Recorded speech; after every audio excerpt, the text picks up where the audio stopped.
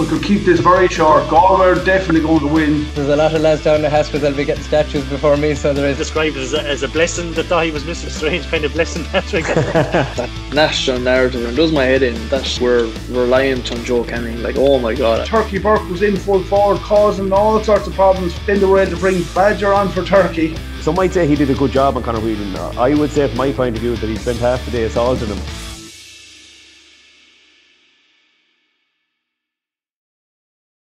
If you want a better tomorrow, start heading for it today. Visit Tony Burke Motors, your local Toyota retailer, and find out how you can lower your emissions and pay less tax than a diesel with Toyota's incredible range of self-charging hybrid cars. There's never been a better time to join the thousands of Galway drivers who've made Toyota the #1 selling car brand in Galway for the 7th consecutive year. Visit tonyburkemotors.ie to search our fantastic selection of approved used cars. Start your electric journey in a Toyota hybrid today. Contact Tony Burke Motors on 480123 or email sales@tonyburkemotors.ie. Toyota, built for a better world. Well, we're just over 24 hours removed from the battle that took place in Pearse Stadium yesterday afternoon, or on Sunday afternoon, and brilliant win for Galway. And we spoke last week of the importance of getting a win against Limerick, and it was probably the game that they wanted to win most of what was left in the league. So brilliant to get one over on John Kiely's men after losing the last 4 games against them.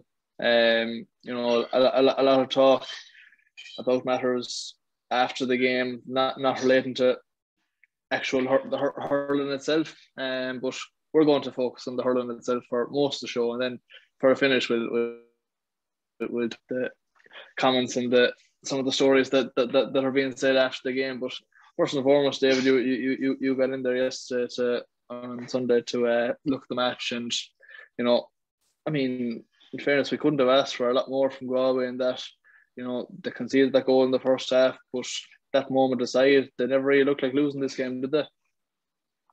No, definitely not, Patrick.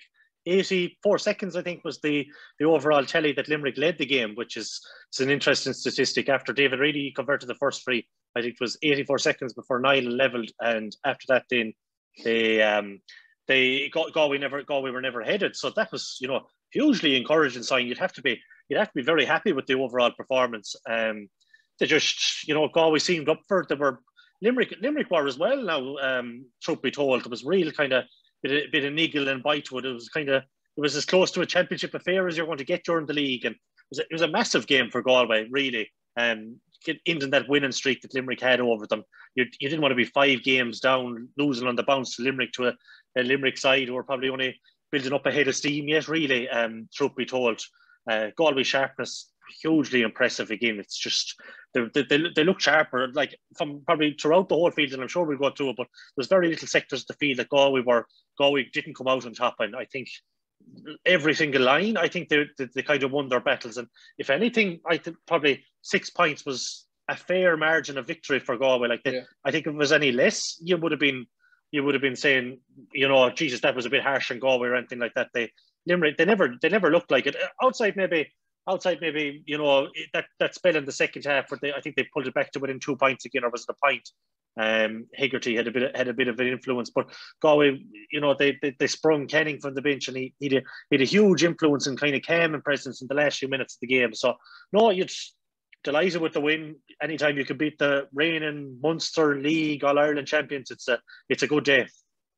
And psychologically, you know, if the case were to meet Limerick further down the line, and like you'd be hoping that we probably will, because if we do meet Limerick, it's probably a good sign that we're in around the business end of the championship. But you know, if it comes to that game again later on in the summer, you know, the fact that they have this win against, now no one is saying that Limerick were at full, they're as sharp or as match fit as Galway were yesterday. But I don't think they are. But in terms of the personnel that were on the field, Limerick had a strong team out, now missing a few as well, but like you can counter that with what Galway were missing, like obviously Dahi Burke being the main one, Joe only coming on, you know, Conor Cooney left out of the squad altogether, Johnny Cohen only coming on, David Burke lasted half a game only, you know. So in terms of the two teams that are out in the field, you know, Limerick were there bringing on the big guns in the second half. Gillan came on, Darragh Donovan, all these fellas came on, and you know, Gillan, in fairness, I had a decent impact on the game, but again, Tom Morrissey came on as well a few minutes to go, but it never shook Galway, it never rattled them, and they just continued doing what they were doing. And for a finish, the longer that game stayed going, the bigger the margin was actually going to get. I thought the way it was going. Definitely, yeah. I think Galway were finishing fierce strong. You touched on the subs there. They bring on, like, Limerick definitely wanted to win that game. They make no question about it. They might. A lot of, you'd see supporters online and stuff saying that it was a glorified challenge. I couldn't disagree more. If they felt that, they wouldn't have sprung Darragh O'Donovan from the bench. They wouldn't have sprung Gillen. They wouldn't have sprung Tom Morrissey. They threw on Adrian Breen. Like they basically opened up their whole hand that they had there in front of them. And it wasn't good enough. It simply put, it wasn't good enough to get over this the way Galway were playing at the moment. They weren't as sharp as Galway. No, maybe that's just in general that they are, maybe they have a bit of work to do still. But Galway wouldn't be at 100% either. Like, so it's grand saying that both teams are back only a month at the same time. So you have to kind of factor that in at the same time. So just in terms of the psychological advantage, that's. You mentioned there your references. It's going to be massive. Like, Limerick always touch back on that game, and we mentioned in the preview show that 2018 league win where they turned it around. And now Galway have a reference point for the rest of the season, saying, look, they're a good team, they're a fine good team, they're probably the best team out there. But we on our day are every bit as good as them, and we're well capable of beating them. Should right conditions come and we play to the best of our ability. So yeah, that's from that standpoint, it gives Galway a right good platform now for the rest of the league, and then into the championship as well. They're top of Division 1A now. They kind of, if you beat Tip at the weekend, say, who aren't firing on all cylinders, you're top with three wins out of three. You have a home game against Waterford and then away day against Cork. And just by the case, the way the Division 1B is shaping up as well, you're likely to have a league winner. So there's actually a chance for a bit of silverware. There's a good chance that Galway could play Wexford or Kilkenny, or they're going to play probably one of Dublin or Antrim as well. So there's this opportunity as well, which is another carrot. Probably during the inter-county career, like, you don't get your hands on a whole pile of silverware, so you have to take the chance when it comes. So that's another good thing to strive for now, and it's probably something that should drive them on. They've one goal reached now at this point, getting a win over Limerick, beating the All-Ireland champions, stopping that run, putting a bit of doubt in them. But now there's the chance to put a marker against Tip, do the same after the week's break against Waterford, and then go down to Cork and maybe give them a game. Because a lot of them teams will have a big bearing, and they're likely to meet again come championship.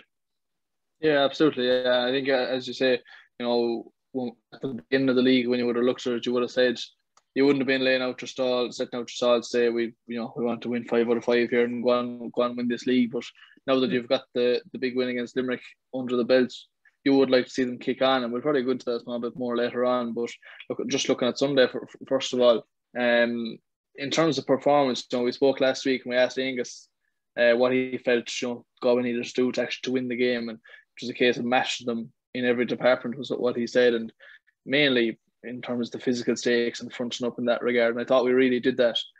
The puck-out strategy, thankfully, was just bomb it pretty much, and get it as far away from our goal as we could. And even if you're losing ball there, you're still 100 yards from Limerick or 100 yards from goal. So it's a lot better than losing at 45, 50 yards from goal like we did a lot of times last year in Croke Park. But I thought we competed quite strongly in there without now necessarily saying that we had massive success in it. Certainly we won our fair share, but in terms of the actual ball retention of our own pocket, still wasn't good enough.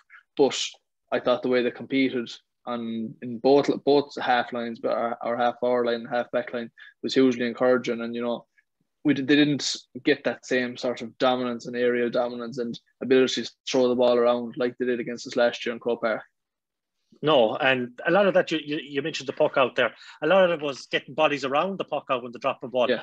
Not letting your Kyle Hayes, your Jeremy Burns and even your Barry Nash feel puck outs. It was more, getting the ball to ground and having a lot of Galway bodies around it, and then winning the breaks from that and working, emptying the tank around those dropping balls. That seemed to be the strategy. And to be fair, it worked a treat. Like Galway, they might have made many clean catches from the puck outs, but they came up with plenty of possession from that, and they played for territory really more than anything else. So as you were said, they were going to pin Limerick back from that point. The ball was going long. They were going to try and outwork Limerick then on Limerick's own 45-yard line or 65-yard line, should I say. to midfield, and that's where they were hoping to get a bit of joy. You mentioned, winning the aerial duels. One player who did win his aerial duel quite a lot, and surprisingly, he was a huge asset under the high ball, was Niall Burke in a full forward. He made a couple of, at least 2 clean catches from ball coming in over his man. I thought he was a real asset there. He was an option for actually going long. Another day, a few more bodies around him, we might have even had a couple of goal chances on, should that be the case. But he caught one early on. He flicked it over the bar himself. I know he definitely caught another one in the second half as well. It seemed to be, I don't know, it was an aspect of game he seemed to work on over the lockdown or something like that, because it seemed to be over the last 2 games now, he's looked a lot stronger in that department overall. It's definitely, he's making himself a real option come championship now. At that 14 slot, and it allows, your Brian Concannon to come out, or your Conor Whelan to come out in an area there where, Galway need to have hard-working attackers that can finish from that kind of area. So that was another pleasing aspect, I felt. Yeah, absolutely. I echo what you're saying there. I thought that was the best game I've seen Niall Burke start for an awful long time. And it's a case of, like, what always frustrated me was he had all the attributes to be able to do that. There's no reason Niall Burke shouldn't be making 3 or 4 clean catches every game, but he just wasn't doing it. But it's great to actually see him doing it yesterday, and he wasn't doing it over, a Sean Loftus or something like that. He was on Dan Marcy for a lot of it. So, to be winning those sort of balls was hugely encouraging. And also I thought equally the quality of the ball that was coming in was, say, the one for his pint, for example. It wasn't one that he was waiting underneath, waiting for it to come down with snow on it. Like, he moved out to it. So he was out in front of Dan Morrissey, and he was catching it over his head while on the move out to it. So that just made his life a lot easier in terms of catching the ball, and he was able to make the angle for himself and fire it over then. So I thought that was an area Galway they mixed up their play quite well in that, they went direct at times because they had the option of doing it with Niall Burke inside and doing quite well. And equally, they got a lot of joy, especially in the first half down the camera side, so the far side, like to where you were. They seemed to create a nice bit of space around there. David Burke and Conor Whelan both did quite well down along that flank. So that ability to mix it up, I thought was great to see, and probably came about as a result of the more positive approach that Galway actually took to the game. That's for sure. Just on the Galway setup, seemed to be pretty much orthodox, really. 6 attackers. With a feeling this was going to come, I just kind of, you'd be hearing 1 or 2 things in the grapevine, and you're feeling that Galway were going to move away from the out-and-out sweeper. Porrick now did play a kind of a Declan Hannon kind of role where he liked to sit deep and he dropped back a bit, but there was a midfielder there willing to, Davy Burke initially kind of offered a bit of protection there, and they kind of just passed off them in, and it was kind of a good game for Porrick, and that Cian Lynch likes to go roaming anyway, so let him off and pass off the man, and you'll have a body near him anyway at that sense. So that was kind of the way they worked it. I thought it was pretty much very orthodox kind of setup that Galway went with. They didn't obviously, we had our doubts last year when we played them with the sweeper that we didn't think it offered anything. And on yesterday's evidence, it was clear to see that Galway are well capable of fronting up man on man, we'll say, and maybe just offering a little bit of protection from midfield, and even a half forward line dropping back a small bit under their puck outs and not letting them have space. We had this thing under the puck out as well. We squeezed up, and at one stage I think Barry Nash made a run down the left flank. Was it Joseph Cooney that was tracking him? It might have been Brian Cannon as well. I can't remember. For Nicky Quaid's puck up, but it went out over the line. So we were putting a bit of a press on the restarts as well, much like in football. So that was good to see. We were happy for them to go along if they wanted to go along. And outside Hegarty, you'd have fancied your battle there with. You had Reedy and Cian Lynch, but they're not going to pluck ball out of the sky either. So it was one of those games where Galway were, squeeze up on Limerick, don't let them play a chart out of the fence, really get in their faces. And I think, to be honest with you, it worked to treat it in that sense. But just on the whole, tactically, very, very much the orthodox 15. kind of a Limerick, if anything, withdrew to a 2-man full forward line. They put another body out around the half forward line, so that kind of freed up Sean Loftus for a bit, or it freed up Pádraig, or there was different times, different lads were in space. But I thought that the game management of the field, Galway they seemed very in tune with what each other needed to be doing. There was a lot of communication. There seemed to be a lot of talking. You couldn't hear a whole pile of it, but just and how things kind of seemed to set up for them, that was very clear. Yeah, absolutely. And I think, having Pádraig there in that role, and equally, we spoke last week as well about the importance of that midfield partnership, that you need the sort of the defensive minded fella as much as you need the Cahamanian who can create so much up front. And in David Burke, they had that, and obviously, if Pádraig is sitting back the small, playing that Declan Hannon sort of role, as you say, had Cian Lynch gone and scored 3 or 4 points, you'd say they got it wrong. But, the fact that Lynch had very little influence on the game and Pádraig was still able to do that, you'd say, obviously midfielders deserve massive credit for that. And just, as you say, the game management of it, because that all comes down to communication between the two lines and sorting it out there and then, because every play is different. There might be times where Pádraig has to go with them, or times that he simply has to get back to Garrod, Jose, for example, and give a hand out. So that was hugely encouraging to me. And another facet that was brilliant again to see for the second week in a row was our conversion rate. 26 points from 32 shots at the target, a conversion rate of 81.25%, and 11 points in play, which is probably maybe a small bit low, but that's more down to Limerick's indiscipline than Galway not creating the chances. So brilliant to see those chances that we're nailing opponents when they give us the chances like that. That's for sure. And just, we haven't mentioned them yet, but Evan Island on placed balls as well. Like, my God, like, just, he seems to have slotted in there. People underestimate. There was probably a lot of pressure on him that game. Westmeath the first day, fair enough. It's kind of got a challenge game kind of feel about it. But this was a big game against Limerick there. He was starting number 11. He was the man that had to convert the frees. And no, I hit a couple. I think he had 3 wides in total. I think I made it out maybe 1 from play and 2 frees. But like, that's understandable as well. Yeah. He still shot when you're shooting 14 points from frees, and some of them were from from long range and stuff like that. That was good to see. So we were capable of punishing Limerick when they were making a cynical foul or a sloppy challenge, or one of these things that accustomed to their game now. There's no point in saying otherwise. They can, we'll get into it later on, and we won't get into it yet, but that is, it's great to be able to punish them. The 11 points would be low, but some of the scores were out of the top drawer as well. Like, I think Cahill's 2 points, in fact, one of them you mentioned, ball on Snow there coming down, his first one from, I think, his own half of the second half.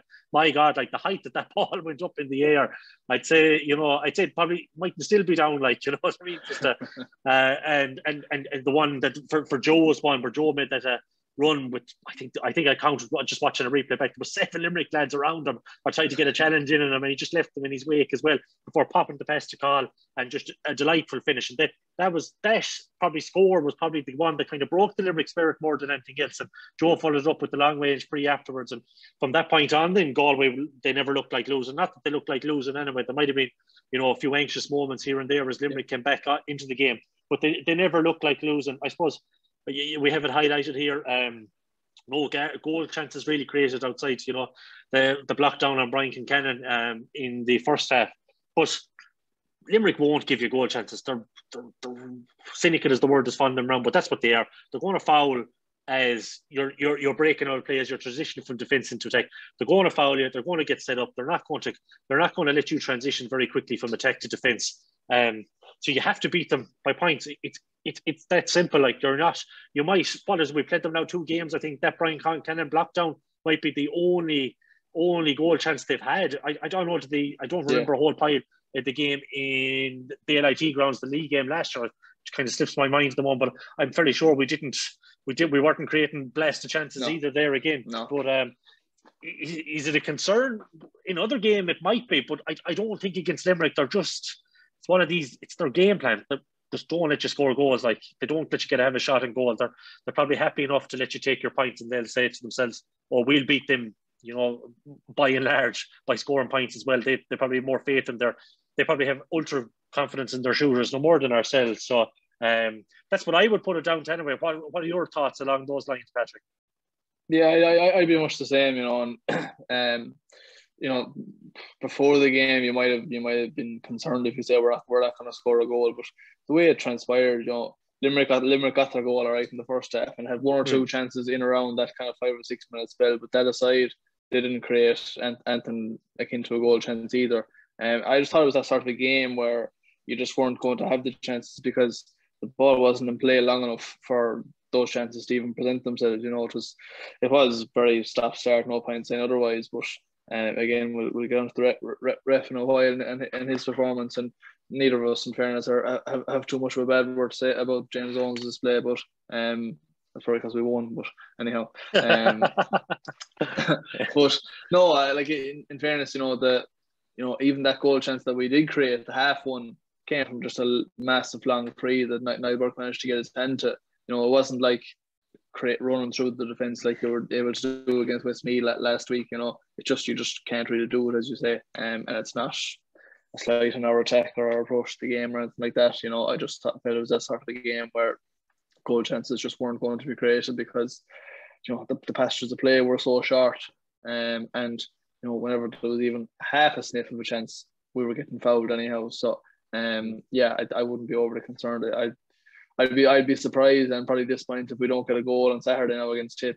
But we'll get into that again now in the preview show in a couple of days' time. But looking at it from the television now, and I was doing a live blog for the game, so updating as the scores were going over and whatever, and doing that job now, it wasn't the most riveting of games in terms of giving live updates because it was, we scored 15 points from frees, Limerick scored 10, and that's 25 out of the 43 points scored, so there was a huge amount of place balls scored, no question about it. But that the way Galway fronted up physically to them and didn't allow Limerick to bully them like they would have done at certain stages, we'll say in Croke Park last year. Even the likes of Jam Mannion, the first half, he got rightly riled up at one stage, and even Nyland as well. There was neither of them taking a back step, and they're probably the two smallest men in the field, but along with maybe Peter Casey, but they weren't taking a back step from it, even and shying away from it, even in only their probably second real, I suppose, second proper start with there for Galway. That's for sure. They weren't. That was very encouraging that they weren't going to be, bullied or pushed over by this Limerick team, because Limerick have the capability of doing that. Like you look at Hegarty, and he's essentially a rugby player. Like, you know what I mean? His physique wise, I'm not taking away from his hurling or anything like that. He's a phenomenal hurler as well, but he has the physique of a rugby player. Like if you were to see Garage Hegarty lining out for Munster, you wouldn't pass the slightest bit of remarks on it, like, because he looks exactly like that. Just you mentioned goals there before we move on. Like their goal was a fairly lucky break. It was a high ball in. It broke kindly for Hegarty while he was in stride. He was the wrong side of Finton at the time. Finton was probably maybe a bit unlucky at the same point as well, but he was the wrong side of Hegarty. Was going to take it in Garage McInerney. There was nothing he could do about it. He had to go to the man, palmed it off, and he left it to Flanagan, who finished. And nothing Ian Murphy could do about the finish either, to be honest with you. It was just a good finish. And Cathal O'Neill had another goal chance as well for Limerick, but it was a team effort, truth be told. It was probably a game, debut for him. He's only a leaving cert. Only a young fella. It was probably the game was probably a step too far from at this age, but he'll have learned a lot as well. But yeah, like even Limerick, they weren't creating goal chances. That was a fairly lucky break, Hegarty's one, that it kind of ricocheted off in basically nearly into his hand all of a sudden. So, but just on that, that's you touched on German in Ireland. Like Ireland in particular, I thought was very very interesting. He offers something there very different. Like Kyle Hayes probably loves the rough and tumble. He wants to mix it with you. He wants it to be physical. But Nyland was kind of floating around, and Nyland has that.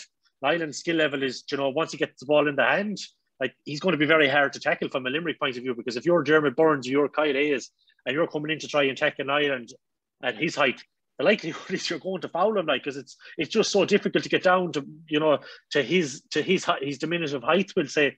that you're going to be able to hit him with a nice enough bit of contact that you're not going to foul him in the eyes of the referee. So that might be a potential solution for tackling this Limerick team, just, have a go like that against them, and, we'll get into it later on, but I have no issue with the lads making the most of a bit of contact. It's, Limerick are, suddenly, I'm not even going to touch on it now. We'll touch on it later. So before I go in and I start giving out, because I plan on having a big rant in a few minutes about that. So just so you're prepared.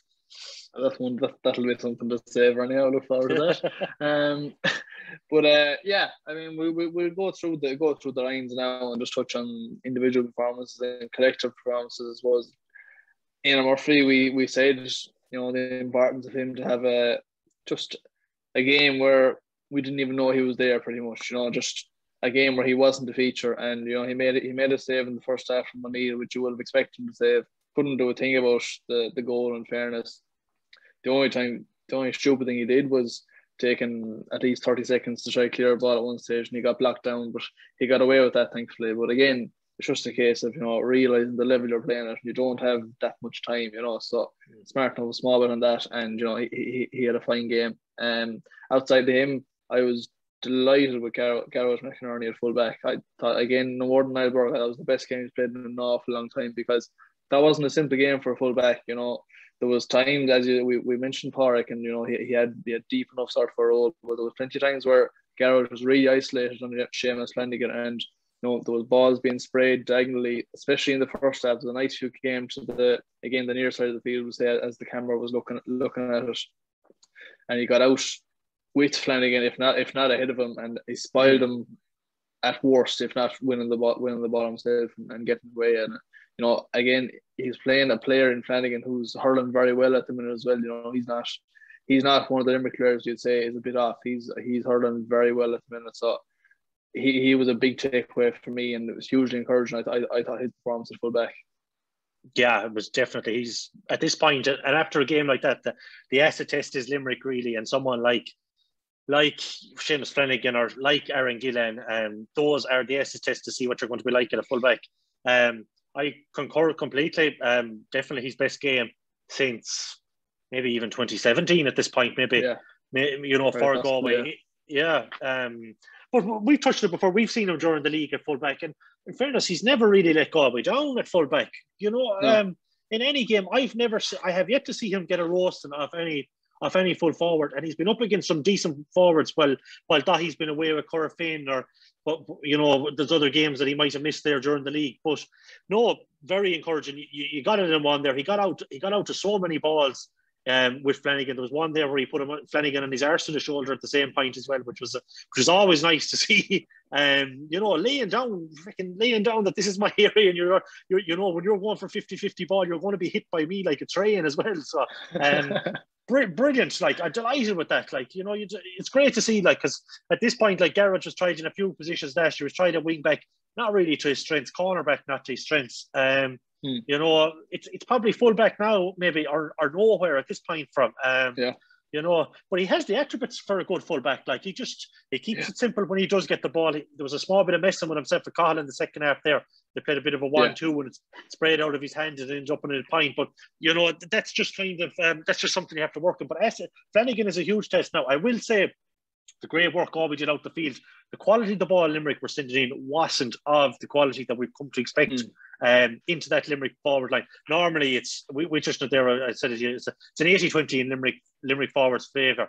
Whereas there was very few of them. I don't think I recall Flanagan catching any ball out over McInerney or in front of him or anything like that. So that was a very strange. That was an interesting one. Maybe it was strange, if nothing else, But that to me came from the work rate out the field, from your half forward line, your Joseph Cooney, your Evan Nyland, your Conor Whelan, your Davy Burke, your Johnny Cohen, your Cahill Mannion, all these, and even Concannon and Whelan, if I didn't touch on them already, all that kind of area there, stopping the supply coming in good, and your half back line is to take credit for it as well, because they are there in the right position to cut out the ball. So Adrian Toohey, Pádraig Mannion, Fintan Burke, they all had a job to do in that, in terms of cutting off the space and stopping that supply line in, because Flanagan is devastating. And we didn't, it was very, very, very good to see that he didn't get that supply of ball, which you know, would have left McInerney was, you know, very little he could do about it. Now, if you want to be ultra critical, I think there's a few frees that he did give away back there. But other than that, you know, I'd rate it 8 out of 10, 8.5 out of 10, and you know, hugely encouraging if you did want to try Dahi somewhere else. I suppose alongside him, great to see Jack Fitzpatrick having a good game. You know, one of those nightmare debut starts from like against Westmeath. Just one of those situations where you pick up a yellow card in a ticking, but looked every bit the cornerback out there. Looked every bit the inter-county cornerback. He was on. Was it him that was on O'Neill? Like, I'm trying to remember back. It was, but So you know, it was probably a nice game for him as well to kind of blood himself back in. Some lad who would have probably actually been under equally as much pressure, if not more, but probably not more, but equally a similar enough amount of pressure. Sean Loftus probably had the toughest afternoon. Peter Casey's he's a bit of a live wire, in fairness, and he will probably snipe a couple of points no matter where you go. He'd probably be under most pressure for that position come championship. We've seen he can have good games back there. You know, he had a fine game against Graham Mulcahy, against Limerick in the All-Ireland semi-final, but then he had a tough day against Owen Cody the couple of games before that as well. So I think management want to see him, you know, kind of a ball player back there. He's got good distribution and all that, but you know, Darren Morrissey came on, did a fine job. I thought he was very impressive. Couple of lovely pickups, right? You know, under intense pressure. Darren Morrissey's great hurling as well, so you wouldn't be let down in that sense. And probably maybe slightly a bit of a defender to Sean Loftus, and that's no slight on Sean Loftus at all. Darren Morrissey's an exceptional defender in that sense. So that from that line, hugely encouraging signs there. Hugely nice options to have with Garroge, Jack Fitz. You've plenty of other options there that we didn't. TJ Brennan, Declan Crone, and Stephen Barrett. The list is endless there that you can have a look at now over the next few games. Yeah, and I think just while you mentioned the quality ball going in, and we just touched on that last week, that trying to put a bit of dirt on the ball and such, and making it less of an 80-20 and as close to 50-50 as you can. And the only one that really sticks out in my head that was just forward by Limerick man was Jimmy Burns' one in for Casey in the first couple of minutes, and it was the only point of play Limerick got in the opening quarter, and it was just one of these drilled diagonal balls in right into his path, and like, you know, you couldn't say a word to Sean Loftus for conceding a point in that regard. You know, there's very few cornerbacks in the country that would have done any better than him in that situation. But that's kind of the only one that really sticks out for me. That was just one of these brilliant balls in by the Limerick half back line. But moving on outside them, we touched on Park already. That good return for him to the starting team, and you know, certainly looked very comfortable at 6, which is good to see. Either side of him, Finton and Adrian too. I think for Ado, I was delighted he got 50 minutes in. He did his hamstring again there a couple of months ago. So I just, for him personally and just for his own health and well-being going forward, I thought he was able to get those 50 minutes in. That should bring him on a ton. And I think that's a good fit for him, that line of field and wing back there. Equally Finton, they seem to deviate a small bit with the marking of Hegarty. They both Finton seemed to start now, and then Ado seemed to switch over to him after that. He switched over. Hegarty switched sides. Right. During the first half, Hegarty was kind of switching in and out. The Limerick, that half forward line there, they all were switching in and out different positions. Keane Lynch was left wing forward number 12 for a point. He went centre forward. David Reedy went centre forward. Hegarty went either wing back and forth. So he started over on Finton. Hegarty. Being honest with you, he was Limerick's shining light in that game for the most part. When he was on it, he was essentially unmarkable. Like as he is, like there's just, how can you compete with a fella that's 6'5"? That strength, that hurling ability as well. He switched over. He got a pint, and he moved so well. Yeah, like that runway was coming down the line there where Adrian was chasing him, and you're not making up a whole pile of ground either. Like, you know, when you're trying to catch him. So now Adrian did get back goal side, and he was unlucky not to get the block down, but it was a fantastic score. Unbelievable score. Unbelievable, yeah. Like, you know, you think, what's he doing here? Like, this is probably a low percentage shot, like off your, you know, he was off his right in fairness, like, but it was a fine score.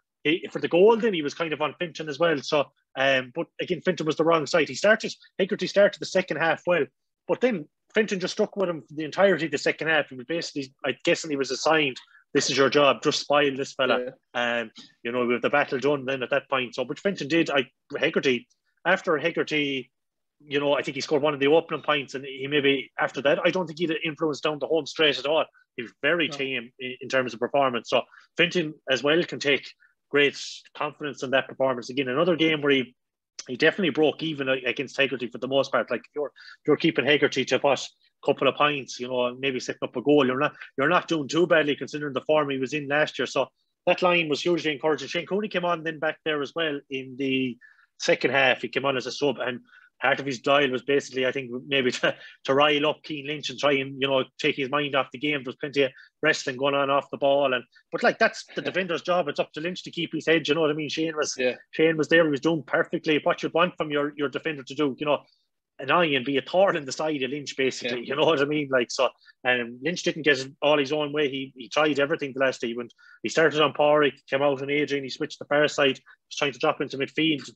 Very limited possessions overall, which is, you know, like that Galway line. If you would have said that Galway would have broke even on that line before throw-in, you would have been delighted. And I think they did that, if not more. They probably won that. They won that battle, truth be told. So yeah, massive game for them. And you know, with huge options there again now with Adrian tried there. We didn't even mention Aidan Hart, who wasn't tagged either. He was in front of me there in the, like, you know.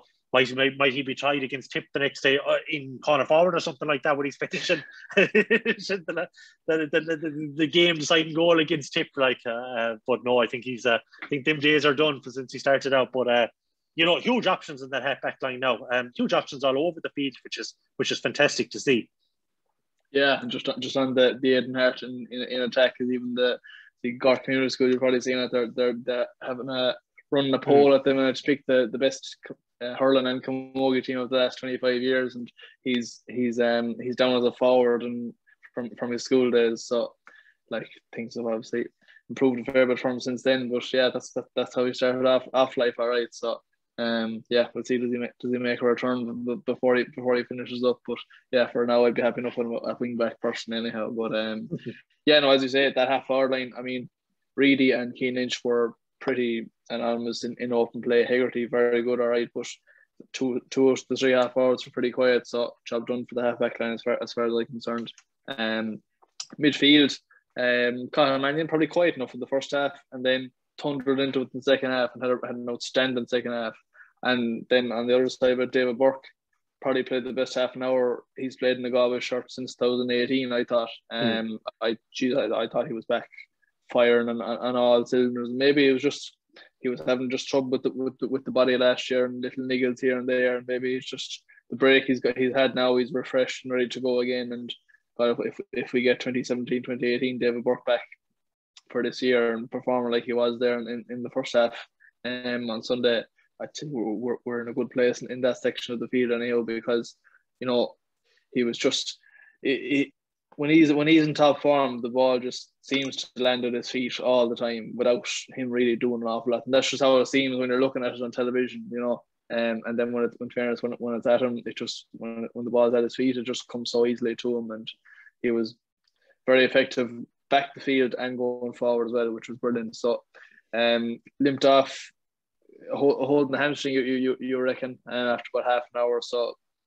I'd say it was probably more a case of more of a tweak than actually doing significant damage, because there wasn't a noticeable limp even when he did go off. So hopefully again that was something that they were tracking over the last number of weeks, through Actimate or whatever, you know, with you probably dialing that or logging that maybe the hamstring is feeling a small bit weak and management are keeping an eye on that. And then he might have felt it a small bit in the game, and just, you know, there's no point taking risks at this stage of the year. So hopefully just a minor little thing. And we'll get to see him, if not next week, in a couple of weeks' time. But his performance was brilliant. And Cahill, as I said, in the second half, 2 outstanding points, set up Whelan for another, and he was just class, wasn't he? Yeah, absolutely. Geez, the 2 scores we touched on already, like they're right out of the top drawer, and that's what he's capable of. Yeah, it did appear that he was fairly quiet in the first half, but then you'd be going back go through it, and his possession seemed fairly high over the course of the game. I think he was, in terms of Galway, he was right up there in one of their top men for possessions, and he's capable of just spraying the ball around so lovely, isn't he? And just he can jink and drive. Like there's a couple of ones there where you'd see himself and Keane Lynch going for the ball, and you'd be just like, geez, you'd love to just see these two competing for the day and some kind of skills competition or something like that. You know what I mean? Like as James Cahill, the Galway goalkeeper, he'd a tweet up afterwards, and he was saying like, is there a more stylish, is there a better all round hurler in the country than Cathal Mannion? And it's hard to say that there probably isn't. Like he literally can do it all. Like you could play Cathal Mannion wing back if you had to, centre back if you had to. There'd be no hassle. Like he's strong enough, he's good enough under the high ball. He's he's kind of one of these players that just has it all. So huge contribution again, probably maybe along with Nyland, maybe Galway's best player from the first two games. Overall now on a balance between everything that we've seen over the both of them.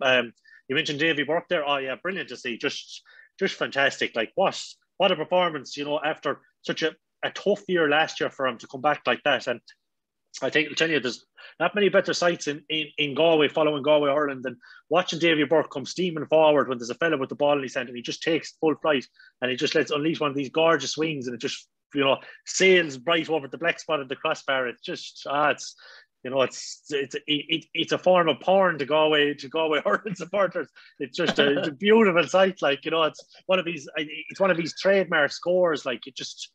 Been from Thomas and myself, you would have seen it so many times between club action and county action. I would have seen it, a few times. I tried to play alongside him or whatever like that as well. But just phenomenal. Like so, just again another option there at midfield now.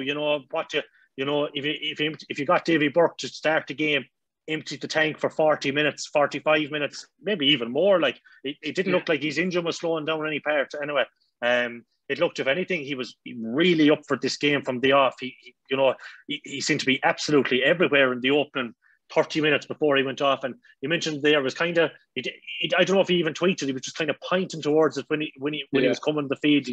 Quick word with O'Neill. I was just kind of very curious as to why. I saw Davy Burke's number coming off, and I was kind of watching the phase of play, and I was thinking, what is going on here? Because the performance he had, I was thinking I must be imagining things, but no, it's definitely some kind of slight injury. And please God, it's only precautionary. Please God, he'd be available for this weekend. Maybe a bit of or if not, he'd have a week off then afterwards, and we'll have him back for to start hopefully the Waterford game. So please God, no, that's another huge option. They're a lovely little combination there, weren't they, David and Cahill? To start with, like David is probably, using all his experience in the world, and Johnny Cohen came on then as well, and that's another option there. Again, we just keep talking, they keep clocking up, and sure, what can you to big about Joe there as an option? Probably, it was very, very interesting one to see him coming on in centre field, but his contribution down the home stretch was absolutely massive. That run he made, that's just came in presence, and he just uses the ball so well. It could be something that we see that, Joe Kenning is, he will find those pockets of space there in midfield that he mightn't get a wing forward, or he mightn't get a full forward. So it could be something to look at going forward as well.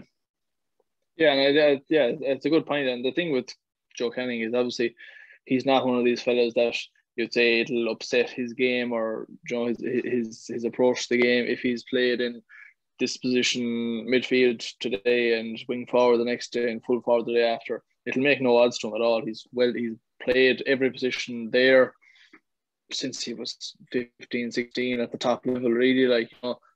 He's well versed every position of the field from 8 up to 15. So again, it's great flexibility to be able to have, and he can wield an influence on the game no matter where he is. So depending on what way games are going, we have that option now at least. And there could be a role certain games where maybe we are in need of a goal or something, and he needs to win at the edge of the square.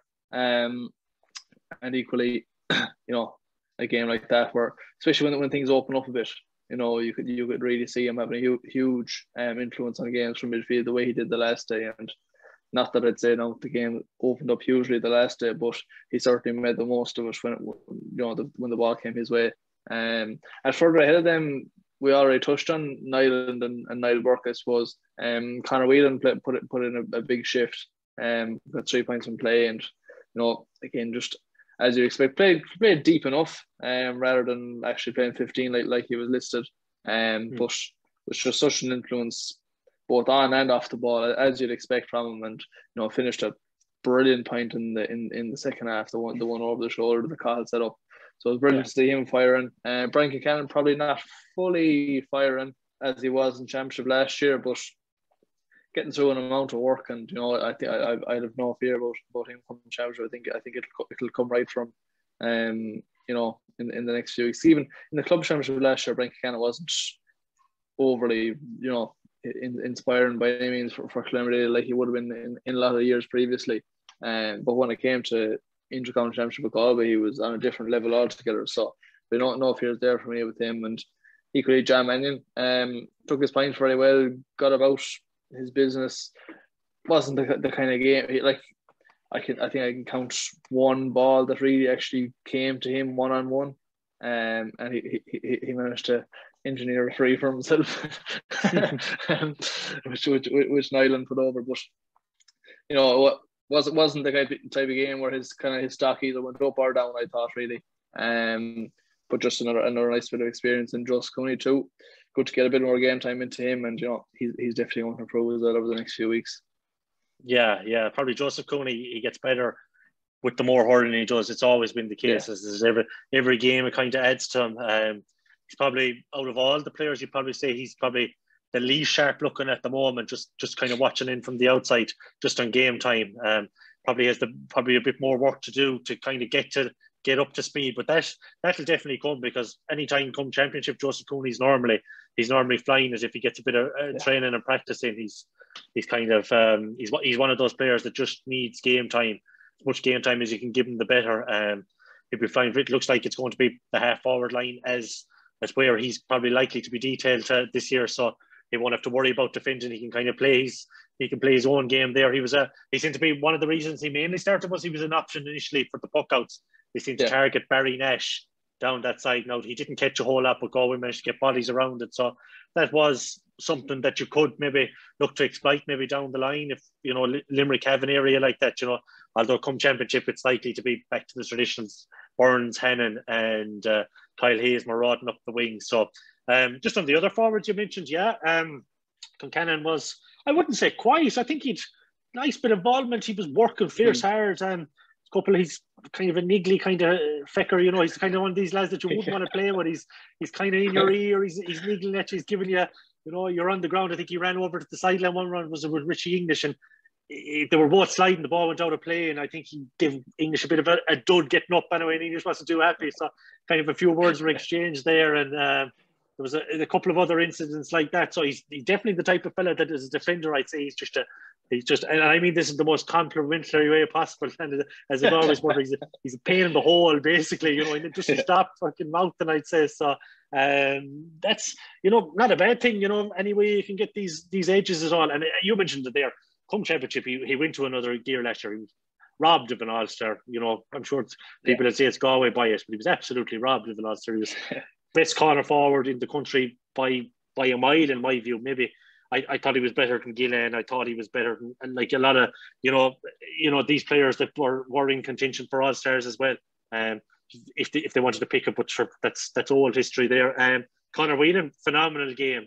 Again, 3 points, that's just standard Conor Whelan performance, but it was his work great, and he's showing for position, and, hassling and harrying that we just, that's just such crowd pleasing things, that there's a crowd there, just, he lifts the game, 20% with the work rate that he just put in on that half forward line. He gets a cheer, he gets a hook, he gets a block, he's put his hands in his head and his legs where another lad wouldn't, and he's such a good ball winner as well. He's a prototype for how you want a player to be. If you had a team of 15 players, of 15 Conor Whelans, you'd probably beat Limerick. Like, truth be told, he's that kind of player, that you're set up to beat them.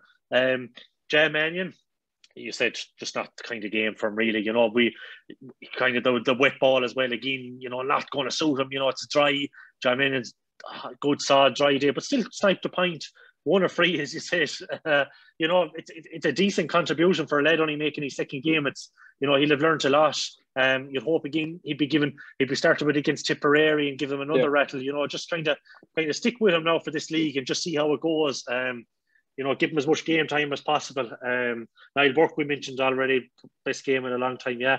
So from that point of view, that was a very functional attack. Like what it's Cahill scored from play, Brian Kincannon scored from play, Jeremy Mannion scored from play, Niall Burke scored from play, Conor Whelan scored from play. So it was only Evan who scored 14 points from frees and Joseph Cooney that didn't score. So you'd be fairly pleased with that overall, wouldn't you? From an attack in a game that Galway only scored 11 points. That what 4 of their main attackers scored from play, and the 2 midfielders as well, the 2 starting midfielders. So plenty of encouraging signs. Yeah, no question, absolutely. And so moving on then to the ref watch, James Owens. I think it was 36 frees was the figure. I'm not 100% sure on that, but I think that was the figure. Most of them against Limerick, about 24 or 5 against Limerick. Like looking on from at the game, I wasn't frustrated with James Owens giving frees necessarily. I was frustrated at Limerick's poor tackling technique. That's what I took from it, rather than saying that James Owens is whistle happy. I thought James Owens had no choice but to be whistle happy. Like for me, you know, Limerick's technique was poor, and maybe that's because they're obviously not 100% match fit, and maybe their tackling results.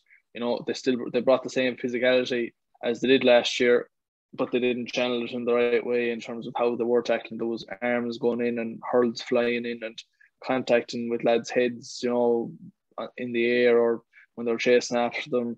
A lot of heavy hits. You know, Aero got a bad old belt in the head from Seamus Flanagan at one time in the first half. And just a lot of poor challenges, I thought now, and probably, you know, we haven't touched on it yet, but the narrative there, and a lot of people talking about the bit of needle maybe between the 2 camps, and there is probably a bit of fear from Limerick of, well, they probably know that Galway are probably their main challenger, or the team that are most capable of putting it up to them, based on what we've seen last year, obviously, and then just Galway's their physical attributes, I suppose, and maybe there was a case of them trying to impose their will on Galway when it wasn't necessarily working out for them on the scoreboard. That's for sure. I'd agree. I'd agree to a point. I thought James Owen was okay. I think he missed a bit as well. You know, in terms of incidents-wise, if you were to be very critical, from a Limerick point of view, just for balance, he missed the most obvious holding by Johnny Cohen and Will O'Donoghue under a dropping ball that I ever seen in my life. I think Johnny Cohen was literally nearly on the floor with his hand wrapped around Will O'Donoghue's left arm as the ball was dropping. Kiely went absolutely berserk afterwards. I think you'd literally, you don't want to be too critical of the rest, but by God, you'd actually want to be blind to have missed it, I thought. And now, in fairness to Shane O'Neill, Kiely was mouthy on the line for a bit of it, like he was constantly on James Owen's case, but Shane O'Neill, and we know he's probably, you know, he's a fairly softly spoken fella, but he was you know, telling him what was what too, from what he could hear. Now, without being anyway disparaging, like he was, you know, saying, Jesus, John, you're not too good yourselves, and along this kind of lines, you know what I mean? Like you're not going to get Shane O'Neill effing and blinding a lad from the sideline. It's just not his style at all. He's kind of more of a. My church, I don't know. The year is long. He want to go to a few games down in Athenry there in Kinney Park Club Championship, maybe a few more. It might rub off on him a small bit, you know. But in terms of that, no. But another one he missed was Brian Kincannon. He went to take on Jeremy Burns down the stand sideline, and Jeremy Burns basically rugby tackled him, and no free given. Then he gave another kind of soft one after that, which I'm guessing that's the one that Kiely's on about simulation. That's my guess anyway, but we'll go into that in a few minutes. But I think he got a few bits wrong as well, truth be told. You're spot on with the Limerick tackling, though. Some of it was absolutely abysmal. And under the current rules, like they were on the edge already, Limerick, with their tackling. They're basically right bang on the edge, and any little bit more is over the line. And some of them were like, they've been lucky that they haven't had men dismissed over the last couple of years. Like take Hegarty's hit last year, like slap, like you call it needless, you call it stupid, you call it cowardly on Joe Kenning over near the Cusick stand in the All-Ireland semi-final. Absolutely crazy. You'd Gillan's tap on Éanna Murphy. People say Éanna Murphy made the most of it. You can't go in and tap a lad. You know, you can't hit a lad, you know, with your hurl like in an All-Ireland semi-final. It's just reckless. Like so they are playing those type things as well. They're you know, Kiely tries to make out that they're these angels and they're whiter than white, but Jesus, they hit you with their spare hand is criminal at times. They're getting in over your shoulder. They're trying to hold you back. Like they're really making it's football tackling, truth be told. Like it's coached by Kinnaird, because I can't see where else unless Kiely's doing it as well. They're the first team really that are really pushing the boundaries in terms of the tackle, and I have no problem. Like I prefer to see this pulled up, and because Limerick are without a doubt, and they're a fine hurling team. They're probably arguably they are the best in the country at the moment, but they give away far too many frees. Like last year's championship, they conceded the most frees out of any team. Every game they played in, they were the highest conceding of frees. I think they conceded 5 more on average than anyone else. 35% more frees than their opposition was over. I think they committed 74 fouls over the course of their 3 or 4 games. Like I can't remember. Like they're cynical team. Like they slow you down from the start. They are part of the reason why there isn't goals against them. They're the entire reason there isn't goals behind them, because they'll foul you coming out of defence. They'll allow themselves to get shape. Like Kiely wants to, he wants to call out this, and I'm sure you'll touch on it next, this simulation. I think that's absolutely rubbish. I think that was complete deflection. Kiely was basically yesterday in terms of the media, which people mightn't see, was Evan Ireland. We were queuing for Evan Ireland afterwards, where he came back, he'd done his TG Catter interview. He done that, came back, he gave us an interview. Shane O'Neill didn't come out, gave us an interview. And all the time, we were still another 10, 15 minutes waiting for Kiely. It's like something that they almost concocted in the dressing room, truth be told, that they were that long that they needed to come up with this thing to take the narrative off the performance. It's all about creating this narrative. Like, they hadn't been beaten since July 2019. And here we are now that they're coming out with this narrative that Galway are using simulation. Like, what are these instances that he's pointing towards simulation? Because Limerick's tackling is at times it's not on. Like it's not fair. It's a huge bearing on the standard of hurling at the moment. In terms of the free count and stuff like that, they're happy to concede frees in their own half. They don't concede them in scoreable areas, but they filter them in back. So to come out with this simulation, like, he had a point on the rules. Fair enough. They've clearly been changed in the off season, but to suggest that Galway were simulating frees and the players, almost like a soccer sense, that they were diving and stuff like that. I'll tell you now that, like, Cian Lynch is more than capable of buying a free. Aaron Gillan is more than capable of buying a free. Seamus Flanagan, Peter Casey, Graham Mulcahy, these lads are all equally adept at being able to, win their own frees. It's part of the modern game. I think we had a chat about it before we came on there. Where is he getting this simulation from, this narrative that he comes about with, like that, suddenly that Galway are suddenly buying all these frees out of nowhere. And I'll tell you what, I would have taken the free that on Hegarty that they missed in, we would have taken a free from that last year when he hit Joe into the back. I'd have taken that free where in 2018, the final where Seamus Flanagan ran into the back of Pierre McMahon that was missed as well. So why wouldn't Galway be, why wouldn't they be trying to buy a couple of frees? If you're not going to get genuine clear-cut frees like those two I mentioned, like they're pretty sporadic ones, but they're kind of ones that just seem to stick in my mind. Why wouldn't you go down easy? Let it roar. I'd have absolutely no issue with that. There's nothing more manly about holding the lead back or getting your spare hand in or, committing these cynical fouls in your own half. There's nothing manly about that. So, like, why is it any more or less manly than to try to go down and win your own free when that's the case? That now annoyed me yesterday when he came out with that rubbish after a 6-point defeat where they were beating all ends up. He'd want to take a look at the team and his own team's performance yesterday. So to come out with that was just, I just thought it was absolutely ridiculous. And I'm going to leave it there because I'll be going for another 15 minutes if I don't. The vein popping up there. yeah. But, that's been good. That's been building to me since yesterday. It's all right. We won't need to go bleeping at Anton or anything. So you did all right. Fair play to you. But no, I do agree with a lot of what you're saying there. And the simulation argument or comment is total rubbish. And I mean, as I said to you and lads I've been talking to since the game, when did that? That's not new. It's not a feature of the game, but it does happen occasionally in games. But it's not an issue as such. I would say, like those instances of Vernon. There was a couple of times Galway got a couple of soft frees, no question. Limerick have got plenty of soft frees before in games as well. It's a case of but before until yesterday that was referred to as cuteness, as far as I can tell.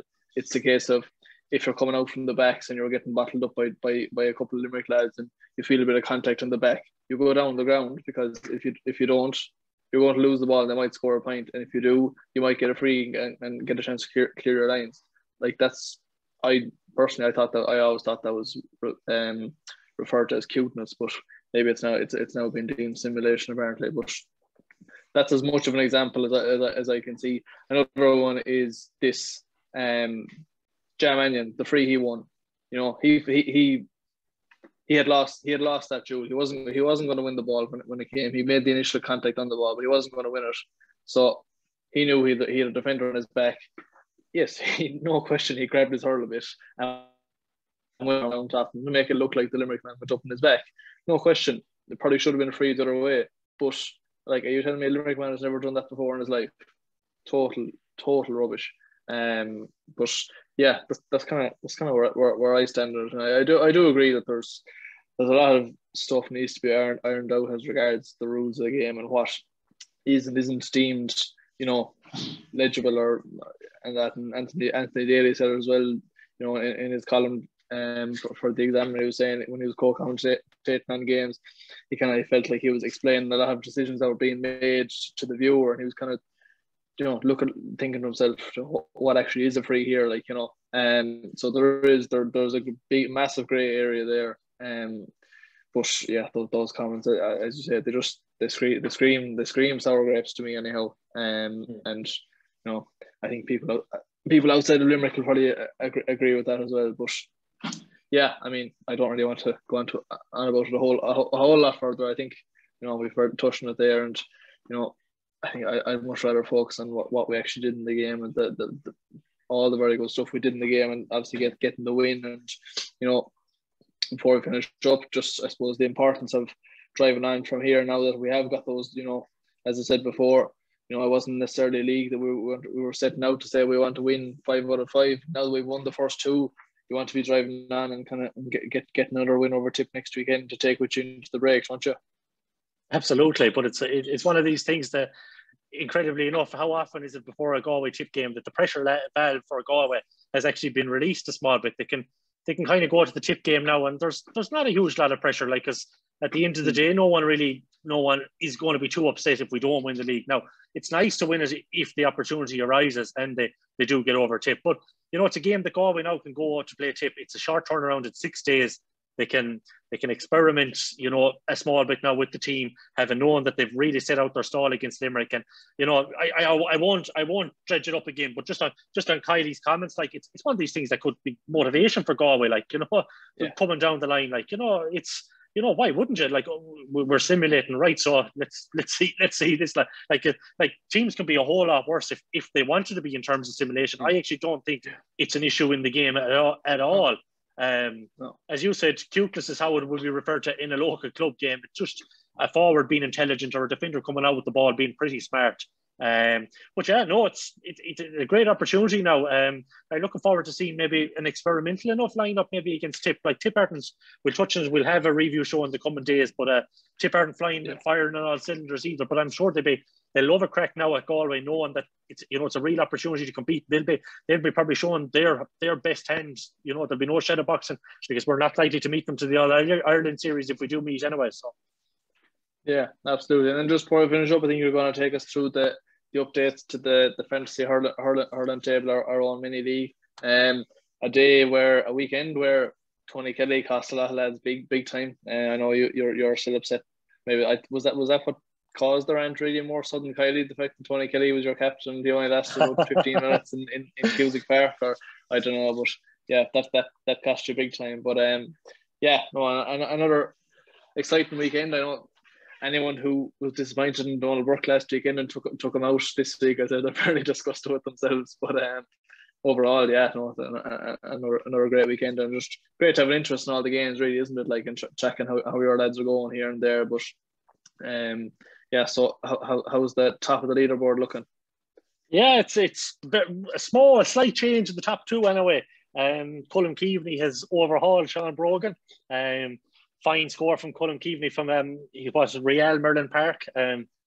St. Columba's clubman, 229 points, so that brings up to 493. Sean Brogan then with Ian as singers, Tommy Larkin's man, 193. So there's a bit of a gap opened up there. Colm he's 40 points clear in the race, and there's only 5 rounds in this, and there's not a whole lot of transfer windows, so it's going to be, he's looking in a decent position now to get over the line. It seems to be a Mayo man next in, Michael Cafferty, and Achill Tigers.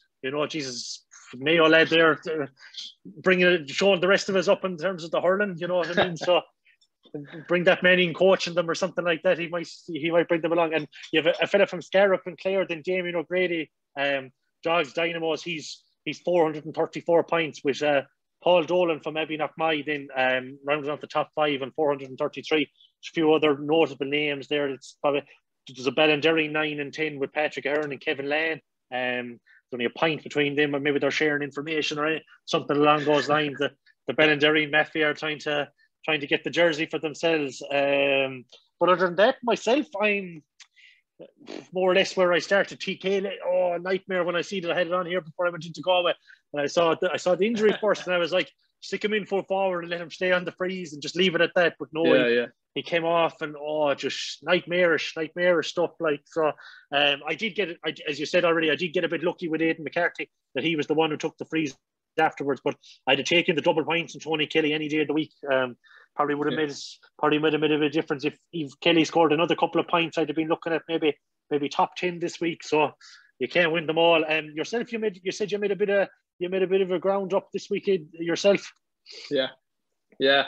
Jumped up 15 spots on the table, just inside the top 30 now. So if they jumping up 15 every week, sure, I'll have it one no time. But yeah, no, good Saturday, which I was hoping for, because I knew I had kind of played a bit of a dangerous game, and that thinking ahead to next weekend as well. And I left Stephen Bennett in the team with it rather than taking out, because hoping he'll be restored to the Waterford team for next week and do a pile of damage for me.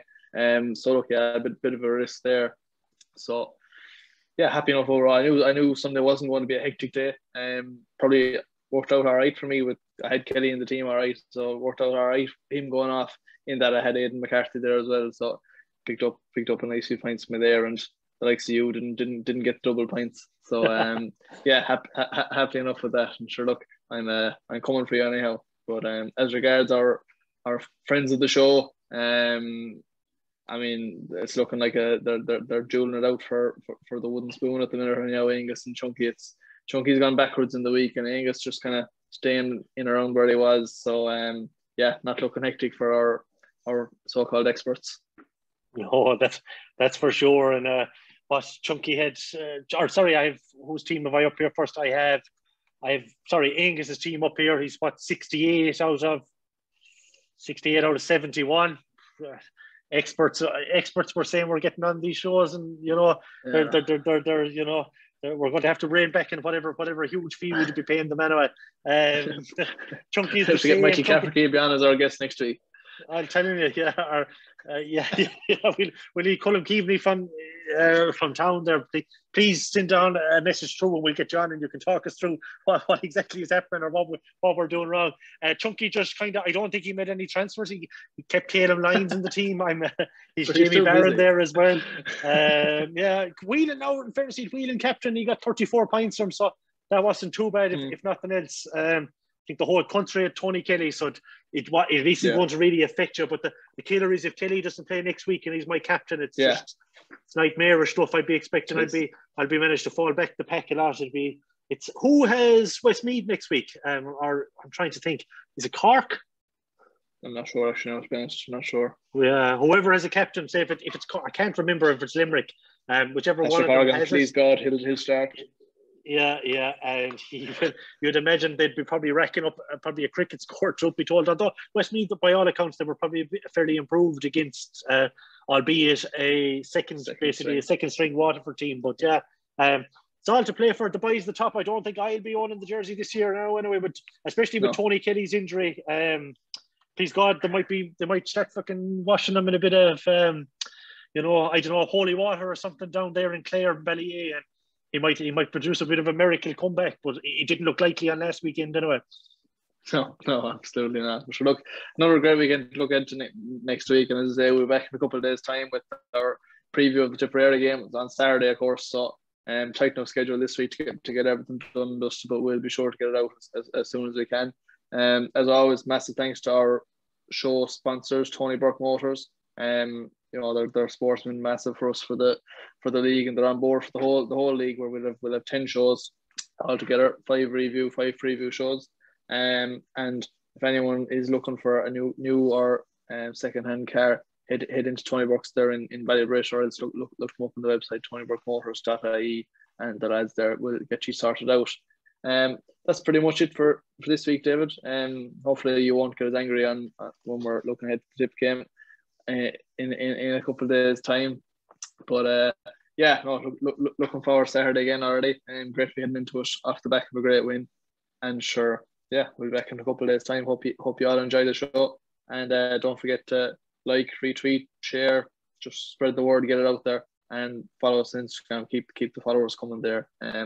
Wasn't able to keep you all updated on what was happening on Instagram yesterday, because I was up to my ears in live vlogs, but hopefully as the game is quieting down a bit, we'll have much more access for you on Instagram. So keep an eye out for that over the next few weeks. But that's it for this week's review show, David. Thanks everyone for joining me, and sure, we'll chat to you soon. If you want a better tomorrow, start heading for it today. Visit Tony Burke Motors, your local Toyota retailer, and find out how you can lower your emissions and pay less tax than a diesel with Toyota's incredible range of self-charging hybrid cars. There's never been a better time to join the thousands of Galway drivers who've made Toyota the #1 selling car brand in Galway for the 7th consecutive year. Visit tonyburkemotors.ie to search our fantastic selection of approved used cars. Start your electric journey in a Toyota hybrid today. Contact Tony Burke Motors on 480123 or email sales@tonyburkemotors.ie. Toyota, built for a better world.